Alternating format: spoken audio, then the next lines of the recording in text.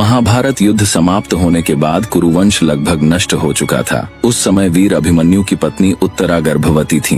अश्वत्थामा के ब्रह्मास्त्र से गर्भस्थ शिशु का जीवन संकट में पड़ गया, किंतु भगवान श्री कृष्ण ने अपनी दिव्य शक्ति से उसकी रक्षा की। यही बालक आगे चलकर राजा परीक्षित कहलाया।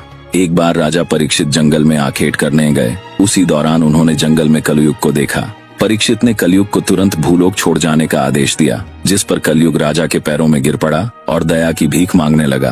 राजधर्म कहता है कि चरण में आए को शरण देना ही क्षत्रिय का परम कर्तव्य है। जिसके बाद राजा परीक्षित ने कलयुग को निवास के लिए 5 स्थान दिए: मंदिरापान, वेश्यावृत्ति, जुआ हिंसा और पाप द्वारा अर्जित स्वर्ण।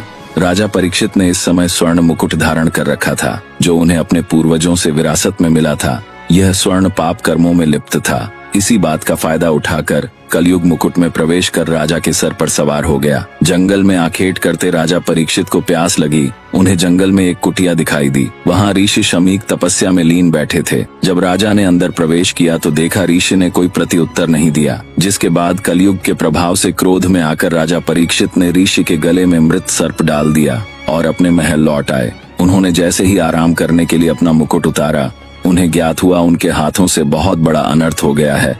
राजा तुरंत घोड़े पर सवार हुए और ऋषि शमीक की कुटिया के समीप आ पहुंचे। लेकिन राजा से ठीक पहले ऋषि शमीक के पुत्र ऋषि श्रृंगी वहां पहुंच चुके थे। जब अनभिज्ञ ऋषि पुत्र श्रृंगी ने देखा कि मेरे पिता के गले में कोई मृत सर्प डालकर चला गया, तो क्रोधित ऋषि पुत्र श्रृंगी ने यह श्राप दे डाला कि जिसकी किसी ने भी कुकृत्य किया है, उसे आज से ठीक 7वें दिन तक शशक नाग डसकर मृत्यु लोक पहुंच देगा। दूर खड़े राजा परीक्षित ने यह सब सुन लिया। जिसके बाद राजा परीक्षित बहुत दुखी हुए, क्योंकि कहा जाता है जब किसी की मृत्यु सर्प के काटने से होती है, उसकी कभी मुक्ति नहीं होती। इसके समाधान के लिए ऋषि शुकदेव द्वारा 7 दिनों में श्रीमद् भागवत पुराण का पाठ कर राजा परीक्षित को सुनाया। जिसके बाद राजा के सप्ततल प्रासाद महल की सुरक्षा इतनी कड़ी कर दी गई कि कोई परिंदा भी पर न मार सके।